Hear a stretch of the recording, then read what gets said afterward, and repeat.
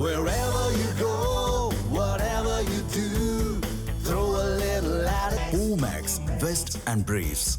டெல்லியில் மாணவர்கள் தாக்கப்பட்டது குறித்த மனுவை விசாரிக்க மறுத்துவிட்டதாக பரவிய செய்திகளுக்கு உச்சநீதிமன்ற தலைமை நீதிபதி சூரியகாந்த் முற்றுப்புள்ளி வைத்துள்ளார்.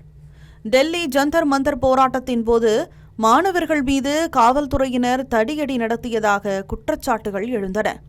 இது தொடர்பான மனுவை அவசர வழக்காக விசாரிக்க தலைமை நீதிபதி சூரியகாந்த் தலைமையிலான அமர்வு மறுத்துவிட்டதாக கடந்த 2 தினங்களாக செய்திகள் வெளியாகின.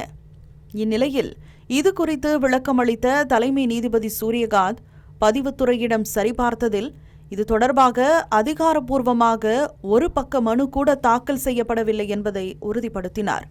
மனுவே தாக்கல் செய்யப்படாத சூழலில் வழக்கை விசாரிக்க தலைமை நீதிபதி மறுத்துவிட்டார் என்று ஊடகங்கள் தவறாகவும் பொறுப்பற்ற முறையிலும் செய்தி வெளியிட்டிருப்பதாக தனது ஆதங்கத்தை தலைமை நீதிபதி பதிவு செய்தார்.